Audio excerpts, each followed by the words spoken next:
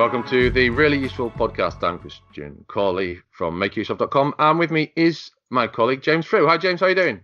Hello, how you doing, Christian? I'm good. Good. Good man. Now, we're here to discuss a number of tech-related topics, but remember, this is the Really Useful Podcast, so this isn't geeky stuff. This is stuff that's relevant to everybody that happens to be about technology. So we're not going to be confusing you with complicated terms. Everything is going to be clearly explained, and you're basically, it's a tech podcast for everybody. So let's kick off. We're going to be talking about SIM card swapping, and that's a security risk focusing on smartphones.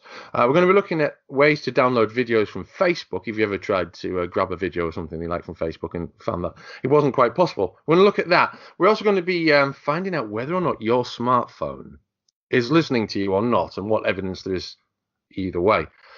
James is going to be telling us about tech and sleep and the various things you can do to manage your sleep. And we're also going to, that's pretty much it. And anything else that comes along, we're going to talk about it as well. So let's kick that off with SIM card swapping, which is, it's kind of a security risk that's been around for, potentially around for a while, but it's something that's more recently taken off as a risk to pretty much everybody.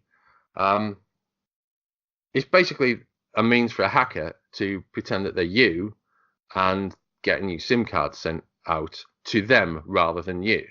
Do you know anyone who's ever been hit by this, James? I don't know, but I have read a lot about it, and it doesn't surprise me that it happens. No. So one of the main reasons that this is important is because these days you get a lot of authentication codes to your phone. So when you log into your bank or something, they'll send you a text that says this is who you are and enter this number. Now, if someone has your phone number or your SIM card, then they can get that number. And if they can get that number, they can pretend they're you and then get into all your accounts and things like that. And so that's why this is particularly important and why it's so relevant now, with so many places switching to two-factor authentication using your phone number. It is indeed. Obviously, once they get your SIM card, then they get access to a load of stuff that's personal to you, and there's, it's a big gaping doorway into your digital life. There are things that you can do. You can change your two-factor authentication method so that it uses an authenticator app, such as Authy or Google Authenticator, rather than sending an SMS message to your phone. Amazon send SMS messages to your phone, and it's a good idea to change that, particularly Amazon, the online shopping with Amazon. Yeah, Facebook also tries to default you to your phone number for authentication, but you can set up a third-party authenticator, which I would recommend doing, because I think it was last year Facebook got caught out actually using that to send you spam and things like that, and to use your phone number in a way that they said they wouldn't do. So if you don't like the idea of Facebook having your information, even if it says they won't use your phone number for anything else other than the authenticator, I'd still recommend switching to something like Authy or Google Authenticator for Facebook. Sure. Trustworthy old Facebook there. Yep. Another option, or another layer of security you can add to your phone, is to set up a PIN with your mobile carrier, which will make it harder for the hacker to gain access to it. Mm-hmm. So that's one option. You can separate your phone number from your accounts. So instead of using your phone as a way to change your passwords, just do it another way.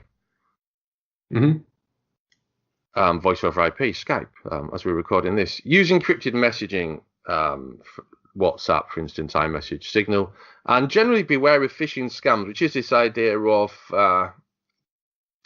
tricking you into giving information away that you wouldn't normally give to a stranger, but because they're posing as an establishment, it becomes all too easy for them to walk away with your personal details. I mean, that is a conversation for another day entirely, but it has rather become a kind of a subset of security. It's part of a hack rather than the full hack that it used to be. It's now just one tool in the hacker's armory. The details we've just been giving you there, courtesy of our colleague Emma Roth, and I would be really interested to know if I know anyone who's been caught out by swim shopping. Swim shopping.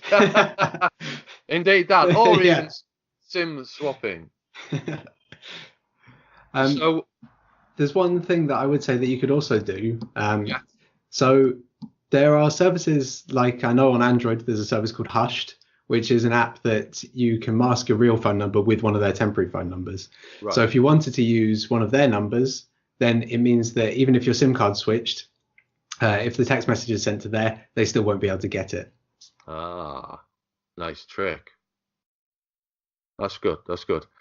I think, yeah. I mean, it is something that needs to be preventative because it's very difficult to tell when this happens. I would imagine the only time you'll know that this happens if the ISP or mobile carrier rather isn't getting in touch with you to say, in the same way that if your password's changed on something, if they're not getting in touch with you to say that there's been a request for a new PIN, the only way you're going to know is when you stop getting calls and lose your internet access, and your network access to make calls. So, yeah, it is one of those things that clearly needs more input and more control from the carriers. Mm-hmm. So hopefully that's something we'll see over time, or not too much time though, obviously, on the Facebook anyway. And I mean, this isn't I suppose there is something complaining about it, and that is that it's difficult to download videos from Facebook, even ones that you've uploaded. Yeah, it's a big pain, or ones that you're in that you've been tagged in, etc. There are several ways of doing this though. There's a good selection of 7 that our colleague Dan Price has compiled, which range from a tool called Downvids, fbdown.net, which you paste the Facebook video link into. Now, so most of these only work for public videos. Yeah. But the next one that he suggested is something called private Facebook videos. And what that does is you have to open the page's source code and you copy it all and then paste it into this other website. And from there, it should be able to download it because it kind of thinks that you're already logged in and that's what the code is. He does note that the downside to this is that it kind of raises some ethical and moral questions about whose data you're downloading, whether you should be downloading it, whether it's yours to download. So it's possible, but it may not always be recommended that you use this method. Yeah, it's a tricky one, isn't it? I mean, if you're in something and you want to keep a record of that, but it's not yours to download, maybe you want to keep it. So it is entirely up to you. Yeah. It is I mean, it's not something that we're going to call for you. Other tools, KeepVid. A lot of these are ones that work for YouTube as well. I wonder, do you recall a few days last year in 2018 when it wasn't possible to download videos from YouTube? Yes, I remember there being some kind of kerfuffle about that. Yeah, and then now you can do it again. Mm. So it's YouTube and these companies these websites that provide the tools for you to download videos from YouTube. Yeah. So obviously YouTube and Google, by extension, don't like the fact that if you download them, then you're probably not going to see any ads, which is how they make all their money. So I can see why they're incentivized to try and block them. But it's good news for you and for all of us that they're available at the moment, because it means that you can download a video, watch it whenever you want. There could also be another motivation for Google trying to shut these down, and that's because if you subscribe to, is it YouTube Red, or has that been superseded by something else? I can't remember all the names, but if you subscribe to the premium YouTube, you can actually download videos for offline viewing. So It may be them trying to nudge you towards spending more money on a recurring subscription too. Yeah. Again, the thing with that is that if you've uploaded something to YouTube like 10 years ago and you don't have access to that account anymore, the only option you've got to download it, if you've lost it from your hard drive or whatever, or from your phone or however you uploaded it, is to use a download tool to get it back onto your computer. Yeah. Well, I'm in a similar-ish situation at the moment. So I uploaded a couple of private family videos that I've only kept private. Fortunately, I still have access to the account, but I lost the originals of those videos. So at some point, I am going to need to download them. So maybe I'll do that sooner rather than later, so that Google doesn't keep them from me. Absolutely. Ways to download videos from Facebook. It seems to be pretty straightforward. Now, back to smartphone security. a couple of years ago, it came to my attention that I was getting some unusual adverts on my phone. They were basically related to shows that were on TV at the moment or earlier that day, which was kind of strange because I wasn't Googling for those shows. There was like adverts for stage versions of children's programs, and at the time I had two very young children. There was adverts and news items as well, Google news items for shows that I have never Googled because they're the shows that my wife watches, and I have very little interest in soap operas. So that got me looking into this in a bit more detail, and it transpired that a lot of people believe that their phones are listening to them, whether it was a Google thing or a Facebook thing. And it's something that hasn't gone away. Basically, I've revisited this topic recently and updated the old article from makeuseof.com. And, Facebook say they're not. Google claims categorically that it doesn't use any utterances from when the OK Google hot word is used. And yet these adverts happen. Now, a quick look at the comments for this article. There are 387 comments, the vast majority of which are people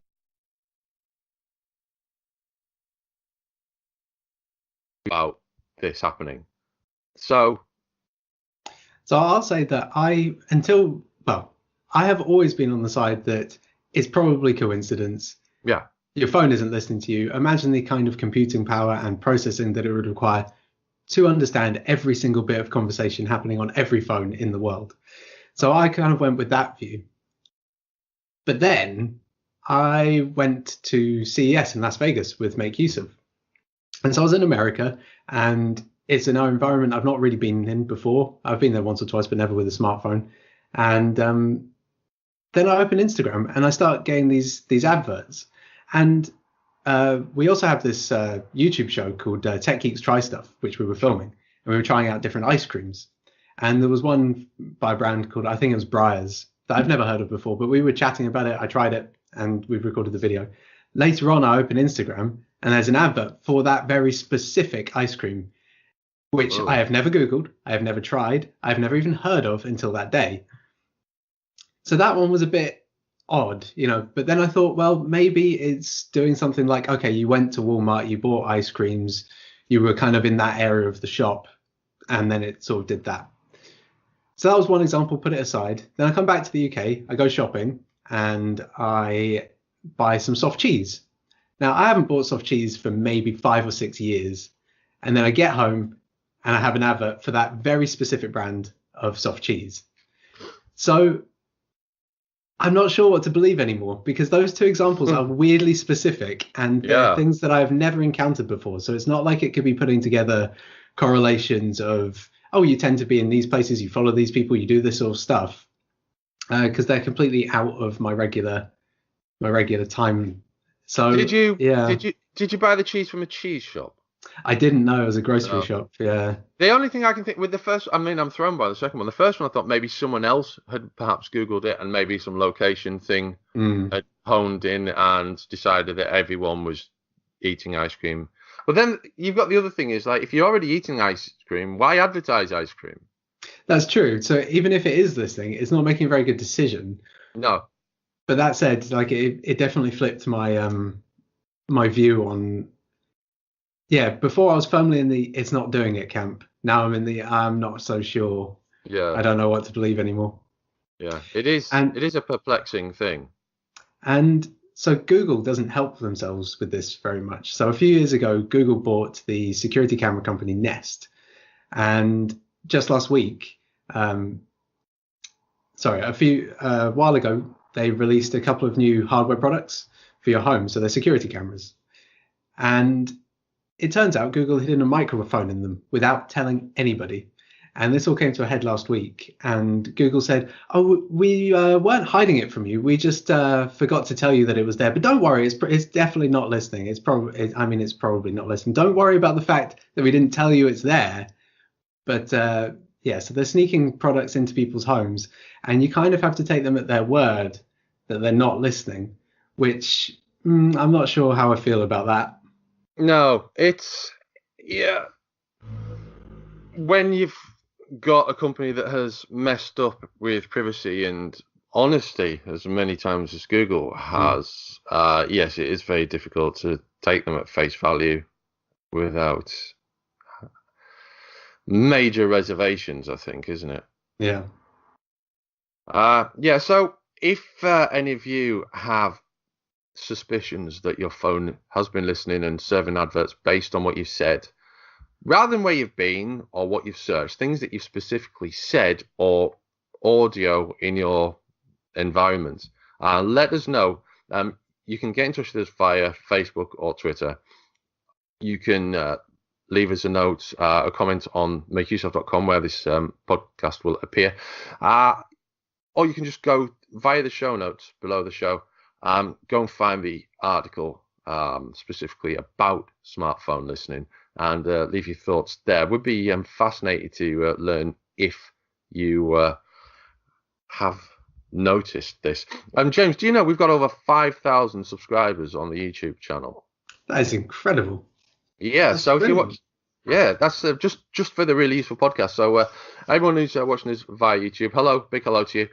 We have a few more things to talk about on today's show, but just to let you know that you can subscribe to us via iTunes or Spotify, and you'll also find the show page at transistor.fm. Now, Firefox Sync is a tool which I have played with, but I've never really. The thing about Firefox, I used to use Firefox permanently until probably Google Chrome 15 or so, and then I moved to Google Chrome.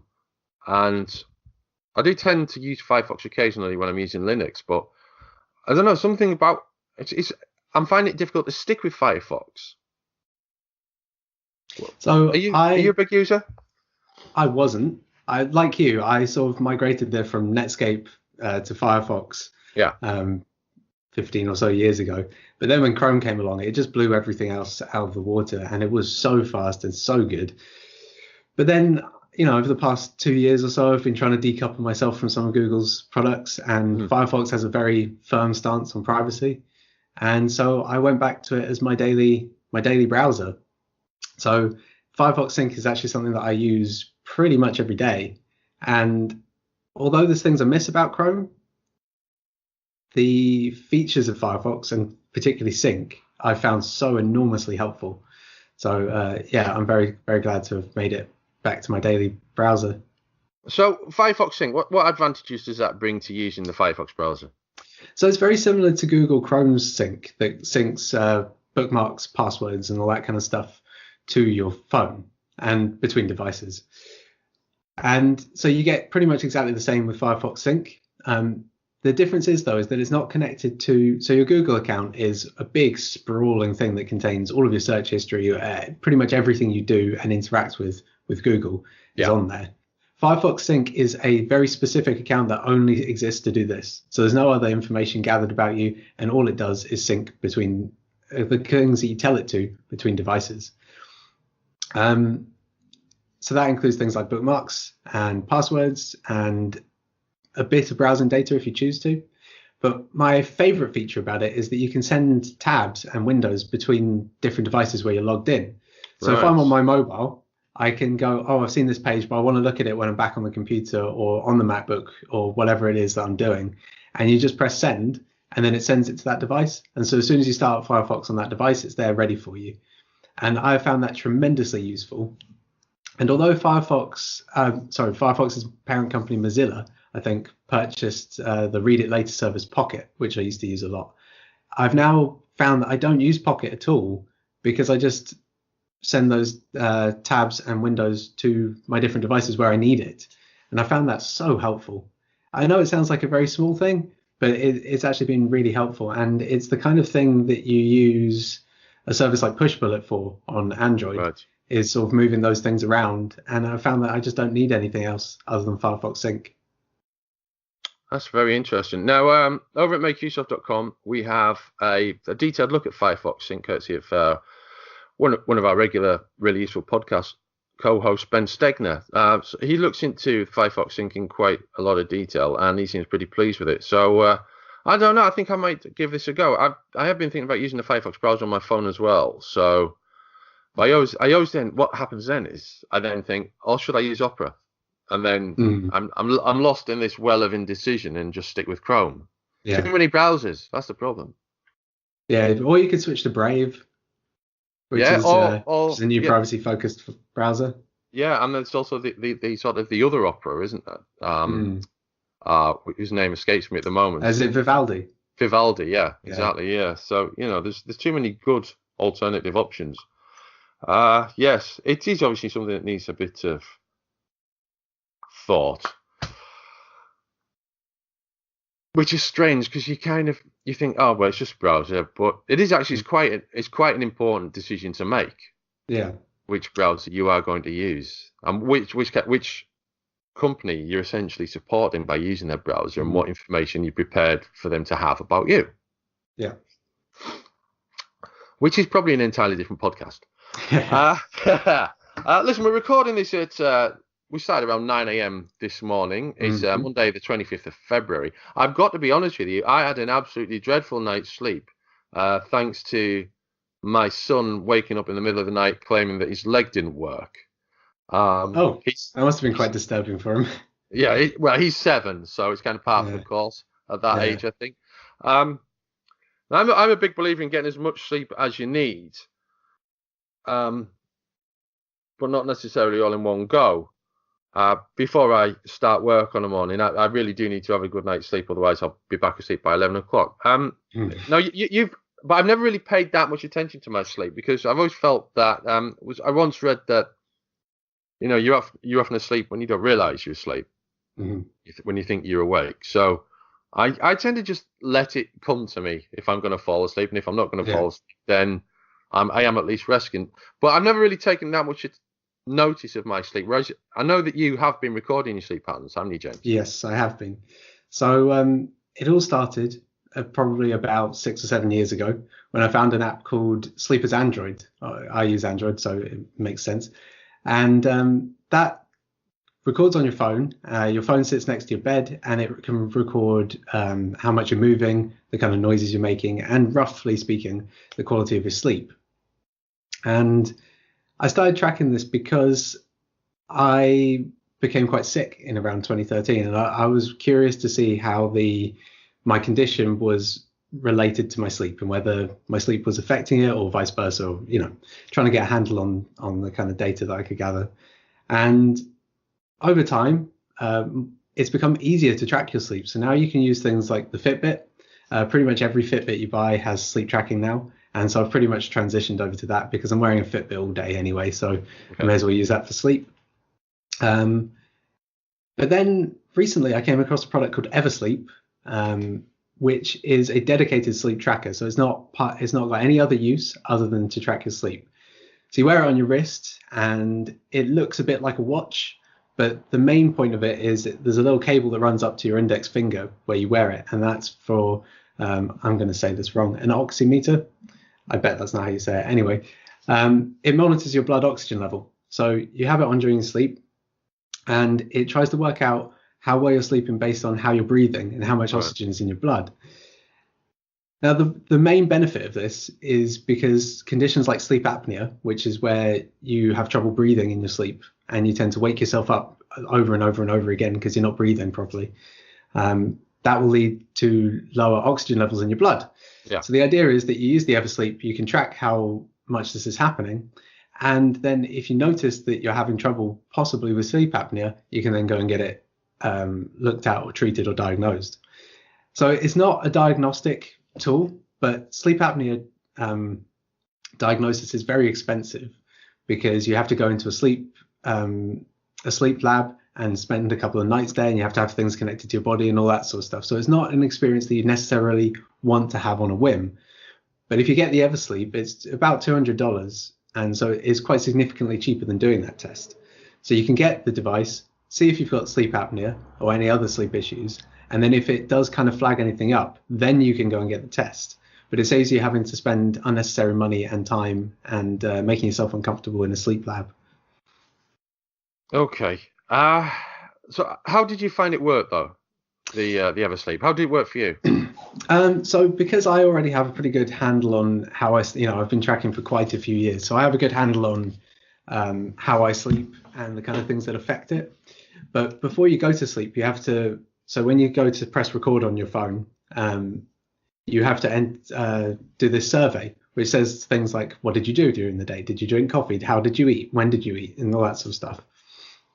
And I drink a lot of caffeine. So it flagged up that, oh, maybe your sleep was affected by your caffeine. And I thought, well, that could be true, but I personally don't think it is. But even if it was, how many times can you really get given that advice before it becomes a bit unnecessary? How many times do you need to be told, don't have a coffee after 4, or make sure you go to bed early, or don't use your phone just before bed?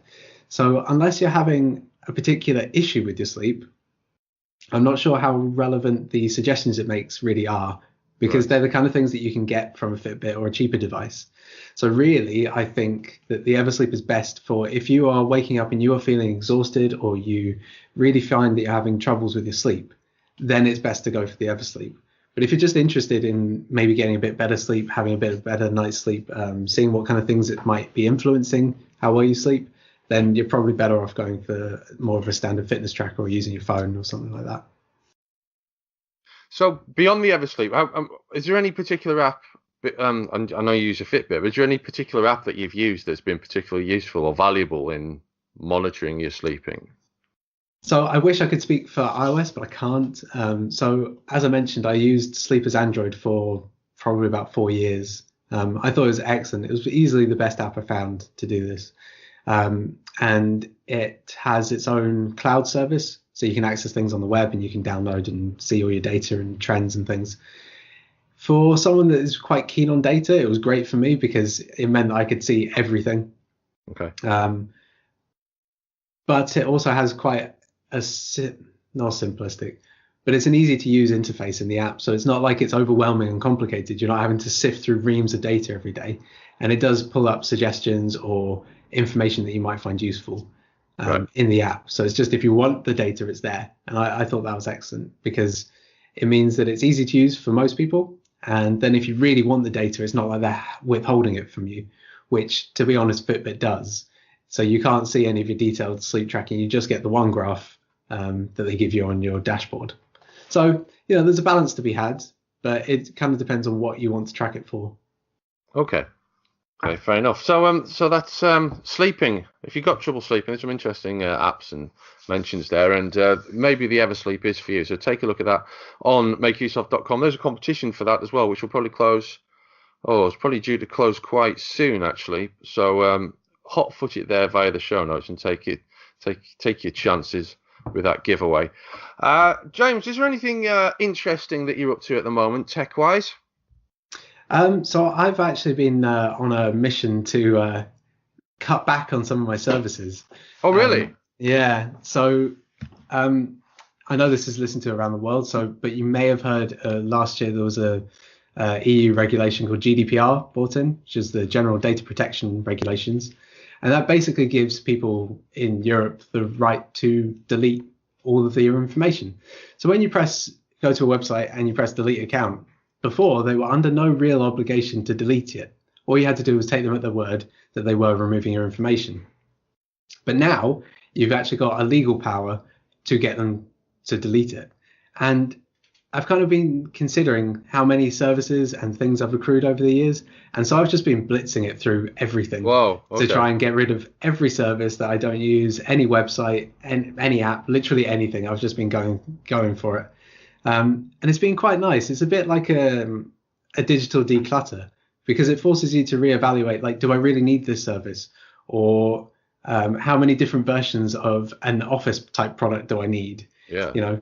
Because if you've got a Google account and most people use, Microsoft Office, then you've already got 2. Yeah. And how many different alternatives do you need? At one point I had 7. So wow. Yeah, between loads of different services. And the thing is, I'm never using them. So I figured I may as well go for it. And what about you? Well, this week I have. It's quite amusing, actually. I got into a conversation with someone on Twitter a couple of weeks ago regarding the benefits of this